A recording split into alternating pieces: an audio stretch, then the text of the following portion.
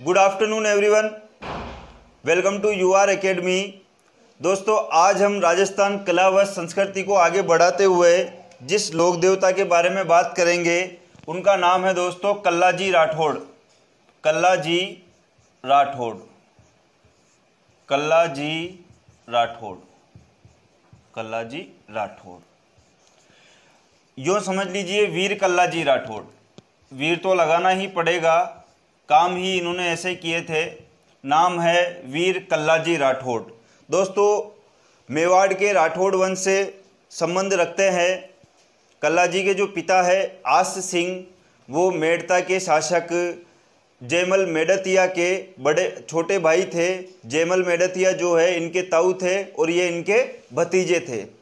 अगर इनकी बात करें जन्म की, जन्म स्थान की, पहले चलिए उपनामों की बात करते हैं। कल्लाजी राठौड़ के उपनाम क्या क्या है। तो दोस्तों, पहला उपनाम जो है, पहला उपनाम इनका है बाल ब्रह्मचारी, क्योंकि मरने तक ये जो है कंवारे ही रहे थे। बाल ब्रह्मचारी, बाल ब्रह्मचारी, मरने तक कंवारे ही थे। दूसरे अगर उपनाम की बात करें तो योगी भी इनको बोलते हैं। तीसरे उपनाम की बात करते हैं जो बहुत फेमस है दोस्तों, क्वेश्चन बन सकता है आपके, चार हाथों वाले देवता। चार हाथों वाले देवता या लोक देवता। अब चार हाथों वाले लोक देवता किसने कहा था, क्यों कहा था, ये हम कल्लाजी राठौड़ की जब कहानी आप लोगों को सुनाऊंगा उसमें पूरा वृत्तांत बताऊंगा आपको। तो ये इनके उपनाम थे दोस्तों। अगर इनके सामान्य जीवन की बात की जाए तो जन्म स्थान जो है कल्लाजी राठौड़ का, जन्म स्थान सामियाना गांव, सामियाना गांव, नागौर, मेड़ता सिटी, नागौर।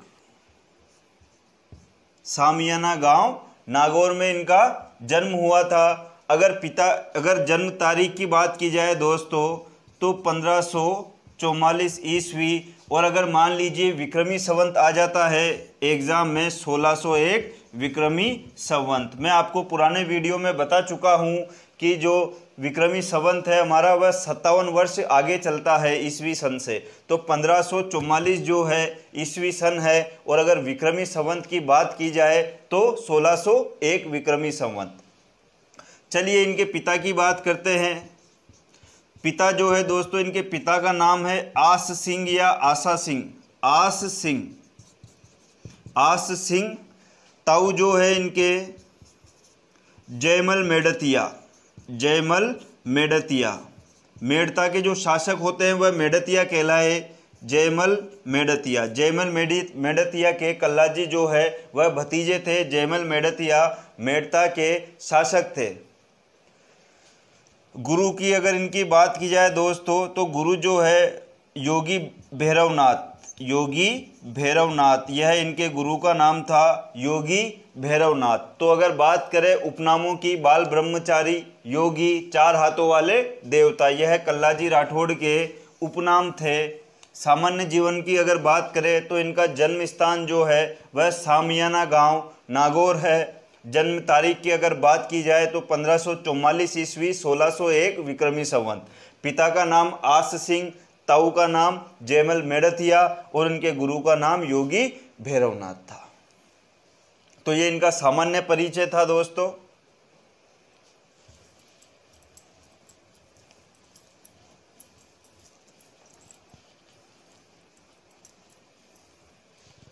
अब दोस्तों, अगर कहानी की बात की जाए, कल्लाजी राठौड़ की अगर कहानी की बात करें तो वास्तविकता में क्या होता है, दिल्ली की सेना आक्रमण करती है मेड़ता पर। दिल्ली की सेना जो है वह आक्रमण करती है मेड़ता पर। अब मेड़ता पर आक्रमण करने के बाद में अकबर जो है जयमल मेड़तिया को संधि के लिए प्रस्ताव भेजता है, परंतु जयमल मेड़तिया अकबर द्वारा भेजी हुई संधि को ठुकरा देते हैं। पहली गलती ये थी कि अकबर की भेजी हुई संधि को इन्होंने ठुकरा दिया था कि मुझे मरना मंजूर है लेकिन मैं मुगलों की अधीनता स्वीकार नहीं करूंगा। चलिए कहानी को समझते हैं। दिल्ली, दिल्ली में कौन बैठा है, अकबर बैठा है। अकबर, अकबर, अकबर की सेना, अकबर की सेना कहाँ आक्रमण करती है? मेड़ता पर करती है, मेड़ता पर करती है, जहाँ का शासक कौन है? जयमल मेड़तिया, जयमल मेड़तिया। अब अकबर की सेना यहाँ पर अधिकार कर लेती है। अकबर द्वारा संधि भेजी जाती है जयमल मेड़तिया को, संधि को ठुकरा दिया जाता है। ध्यान रखिएगा, संधि को ठुकरा दिया जाता है। इससे क्रुद्ध होकर अकबर की सेना यहाँ पर अधिकार कर लेती है। तो जयमल मेड़तिया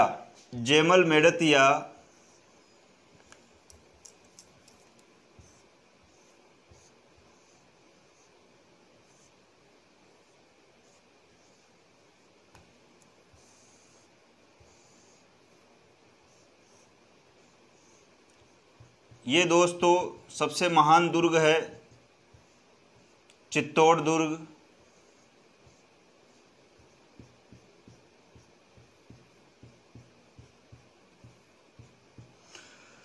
अब क्या होता है, जब अधिकार कर लिया जाता है तो कल्लाजी राठौड़, कल्लाजी व जयमल, कल्लाजी व जयमल कहाँ आ जाते हैं दोस्तों?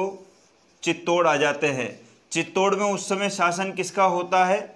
उदय सिंह का शासन होता है। उदय सिंह वहाँ के राजा होते हैं, मेवाड़ रियासत के, चित्तौड़ राजवंश।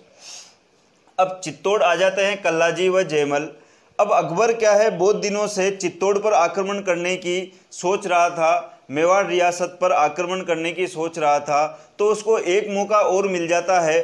तो देखिए क्या क्या कारण थे जिसकी वजह से अकबर जो है मेवाड़ पर आक्रमण करना चाह रहा था। अकबर द्वारा चित्तौड़ पर आक्रमण के कारण, पहला कारण तो आप देख ही चुके हैं, मेड़ता पर आक्रमण करता है। मेड़ता से कल्लाजी राठौड़ व जयमल मेड़तिया जो है कहाँ आ जाते हैं दोस्तों? जयमल मेड़तिया चित्तौड़ आ जाते हैं। तो एक कारण तो इनको ये मिल गया, क्योंकि जयमल मेड़तिया चित्तौड़ इसलिए आ जाते हैं, उदय सिंह के जो भतीजे थे पत्ता सिसोदिया, उनकी पत्नी फूल कंवर जयमल की बहन थी, तो यह यहाँ पर अपनी बहन के यहाँ आ जाते हैं। तो पहला कारण जो है कल्लाजी व जयमल का चित्तौड़ में शरण लेना। दोस्तों दूसरा कारण यह है कि गुजरात के एक छोटे से प्रांत का शासक था, गुजरात के एक छोटे से प्रांत का एक शासक था, उसकी अकबर से दुश्मनी थी और वह आकर शरण ले लेता है, जिसका नाम बाज बहादुर था, चित्तौड़ उदय सिंह के यहाँ। अब अकबर उदय सिंह को सम्मन भेजता है कि आप उसे हमें लौटा दीजिए, और उदय सिंह कहता है कि यह हमारे शरण में आया हुआ है, हमारे अतिथि के बराबर है, हम इसे आपको नहीं सौंपेंगे।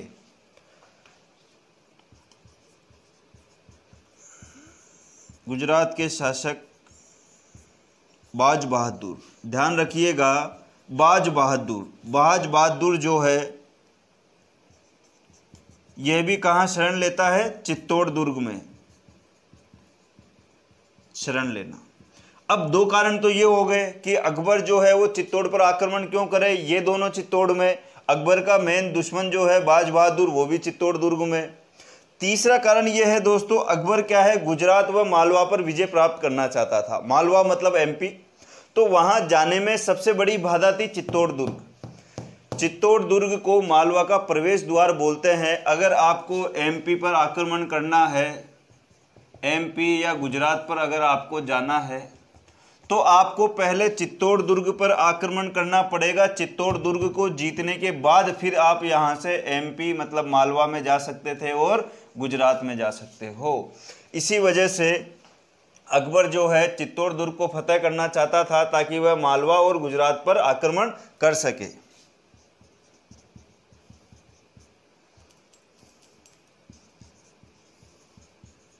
गुजरात व मालवा फतह करने के लिए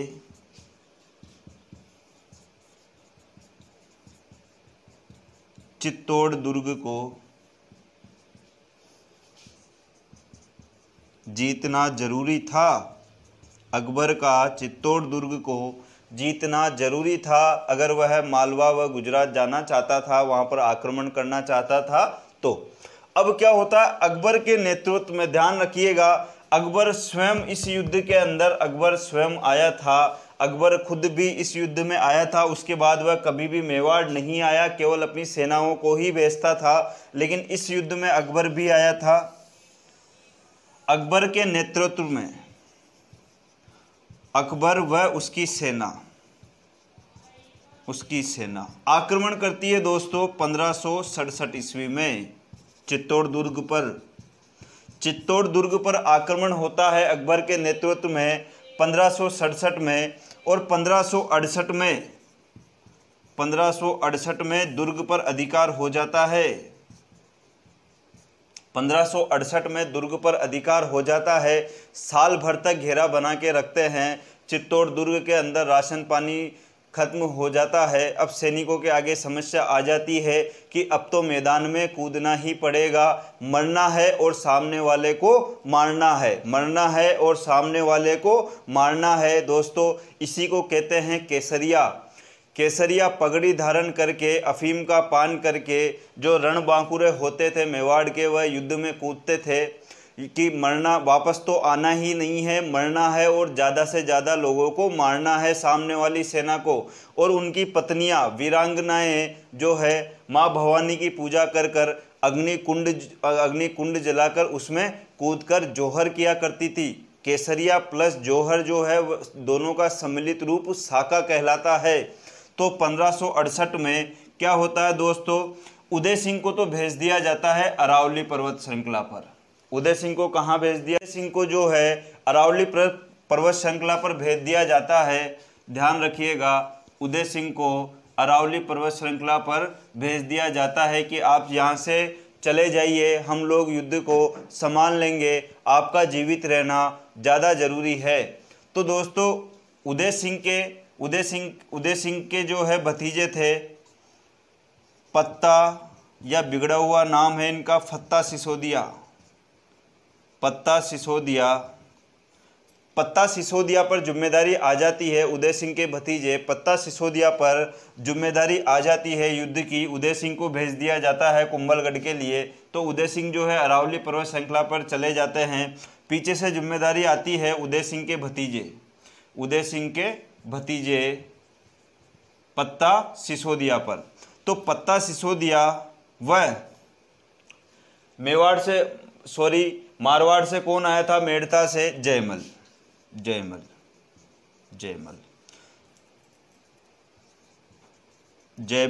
मेड़तिया। अब युद्ध की जिम्मेदारी किस पे आ गई, पत्ता सिसोदिया व जयमल मेड़तिया पर। अब जयमल मेड़तिया के साथ हमारे कल्लाजी राठौड़ भी उपस्थित थे। इन दोनों के नेतृत्व में दोस्तों युद्ध होता है। और पत्ता सिसोदिया की पत्ता सिसोदिया की पत्नी फूल कंवर थी दोस्तों इस समय। इनके नेतृत्व में तो स्त्रियां क्या करती है, जौहर करती है, अग्निकुंड में कूदती है। और इन दोनों के नेतृत्व में पुरुष क्या करते हैं, केसरिया करते हैं। केसरिया पगड़ी धारण करके, अफीम का पान करके मैदान में कूद जाते हैं लोग सामने वाली सेना का नाश करने के लिए। अब जयमल मेड़तिया दोस्तों, वृत्तांत कुछ यूँ होता है कि एक दिन पहले रात्रि को जयमल मेड़तिया जो है निरीक्षण कर रहे होते हैं। अब कुछ इतिहासकारों का कहना है कि उस समय जो है अकबर के पास एक बंदूक हुआ करती थी जिसका नाम था संग्राम। अकबर अपनी संग्राम बंदूक से गोली चलाता है और वह गोली जाकर जयमल मेड़तिया की जांघ पर लग जाती है। अब कुछ इतिहासकार और मैं खुद इसका खंडन करता हूँ कि उस समय 1568 के अंदर इंडिया में बंदूक अवेलेबल नहीं थी। सबसे पहले इंडिया में जो बंदूक आई थी दोस्तों वह फ्रांसीसियों द्वारा लाई गई थी, पुर्तगालियों द्वारा लाई गई थी लगभग 1585 के आसपास। तो उस समय बंदूक कैसे आ सकती है, तो कुछ इतिहासकार कहते हैं कि अकबर द्वारा चलाए गए तीर उनकी जंघा में लगा था और वह घायल हो गए थे। कुछ इतिहासकार कहते हैं संग्राम नामक बंदूक से गोली चलाई गई थी, कुछ इतिहासकार कहते हैं कि तीर चलाया गया था। मेरा भी यही मानना है कि उस समय तक इंडिया में बंदूक नहीं आई थी। सर्वप्रथम पुर्तगाली जब आए थे लगभग 1585 के आसपास, उस समय इंडिया के अंदर बंदूक आई थी। तो जब जयमल मेड़तिया घायल हो जाते हैं, अगले दिन युद्ध पूर्ण रूप से तैयार है कि युद्ध तो करना ही करना है। अब घायल जयमल मेड़तिया को दोस्तों कल्लाजी राठौड़ क्या करते हैं, अपने कंधों पर बैठा लेते हैं। जयमल मेड़तिया को कल्लाजी राठौड़ अपने कंधे पर बैठाते हैं, तो इससे कुछ दृश्य ऐसा दिखता है कि 2 हाथ तो कल्लाजी के हो गए, उनके ऊपर 2 हाथ जो है वो जयमल मेड़तिया के थे।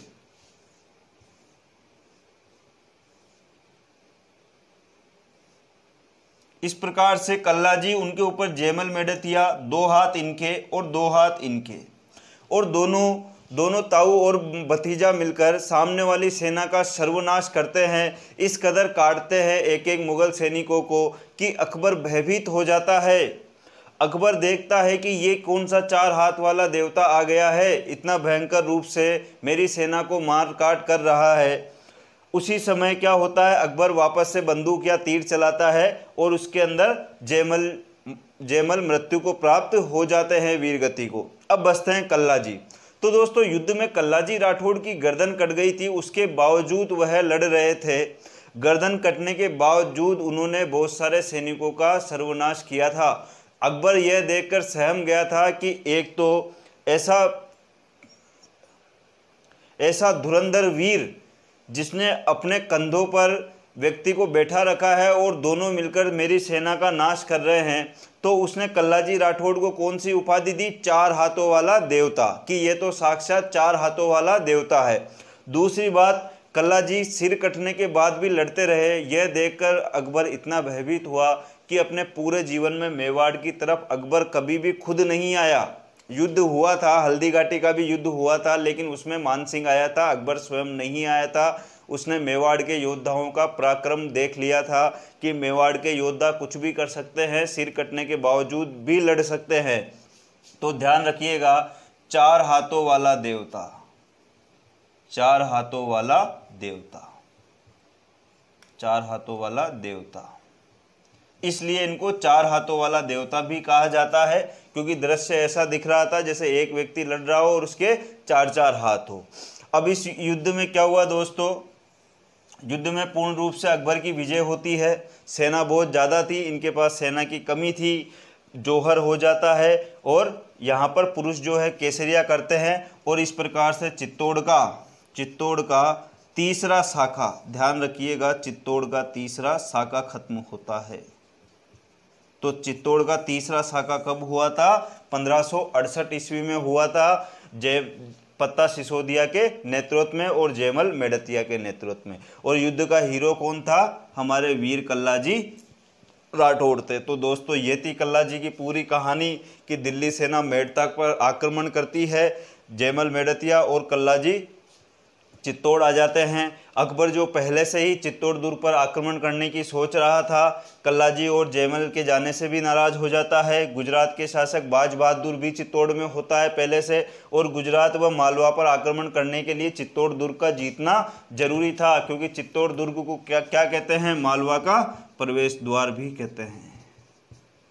चित्तौड़ दुर्ग, यह है आपका चित्तौड़ दुर्ग, जो बहुत ही विशाल है। दुर्गों में सबसे बड़ा दुर्ग चित्तौड़ दुर्ग को ही माना जाता है दोस्तों, काफ़ी विशाल दुर्ग है। और ये थी कल्लाजी राठौड़ की पूरी जीवनी। चित्तौड़ का जो तीसरा शाखा हुआ था वह क्यों हुआ, किस वजह से हुआ, किसके नेतृत्व में हुआ, महिला कौन थी नेतृत्व करने वाली, फूल कंवर, जो कि पत्ता सिसोदिया की पत्नी थी।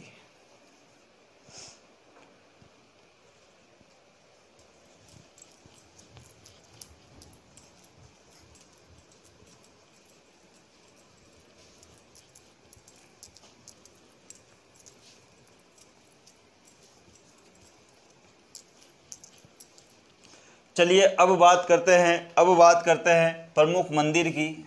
प्रमुख मंदिर, तो ध्यान रखिएगा, कल्लाजी के सर्वाधिक मंदिर जो है डूंगरपुर प्लस बांसवाड़ा में है। लगभग 100 के आसपास मंदिर है डूंगरपुर व बांसवाड़ा में। प्रमुख मंदिर की बात की जाए, प्रधान मंदिर की अगर मान लीजिए बात की जाए, तो वह है सांवलिया डूंगरपुर। एक सांवलिया दोस्तों चित्तौड़ में भी है, ध्यान रखिएगा, यह सांवलिया डूंगरपुर में है। यहाँ पर इनका प्रमुख मंदिर है जिस पर एक काला पत्थर रखा हुआ है, ध्यान रखिएगा मूर्ति नहीं है, केवल काले पत्थर की चौकी रखी हुई है, काला पत्थर, काले पत्थर की चौकी रखी हुई है दोस्तों। इनका जो पुजारी होता है, पुजारी कहलाता है किरणधारी, ध्यान रखिएगा, इनके पुजारी को किरणधारी भी कहते हैं। क्या कहते हैं? किरणधारी भी कहते हैं इनके पुजारी को। इस मंदिर में जो है दोस्तों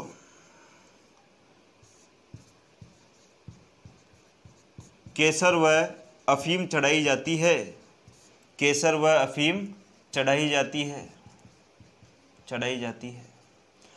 इनके मंदिर पर अधिकतर दोस्तों जादू टोना या भूत बाधा से प्रेरित व्यक्ति को लाया जाता है। जादू टोना व भूत बाधा से ग्रसित व्यक्ति का इलाज किया जाता है।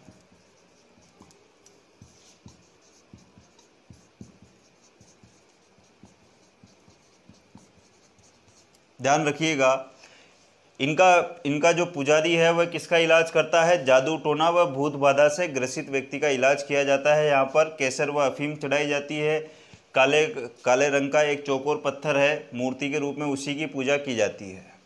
नंबर 2 की बात करें तो दूसरा मंदिर इनका जो है वह रेनेला चित्तौड़, यहाँ पर इनकी समाधि है, ध्यान रखिएगा, यहाँ पर इनकी समाधि है। यह प्रधान पीठ है, प्रधान पीठ या सिद्ध पीठ माना जाता है इस मंदिर को। दूसरी ये इनके प्रमुख मंदिर है। अगर कल्लाजी राठौड़ के बारे में बात करें तो भील जाति के आराध्य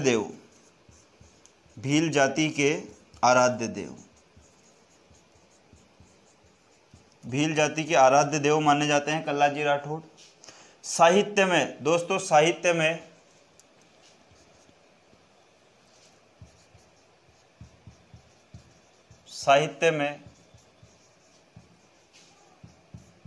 कल्लाजी को ब्रह्मा की उपाधि दी गई है, ध्यान रखिएगा, प्रश्न बन सकता है। साहित्य में कल्लाजी को ब्रह्मा की उपाधि दी गई है। तो दोस्तों ये थे हमारे वीर कल्लाजी राठौड़ जिनके बारे में हमने पढ़ा। अब अगले लोक देवता के बारे में हम जो चर्चा करेंगे उनका नाम है देवनारायण जी।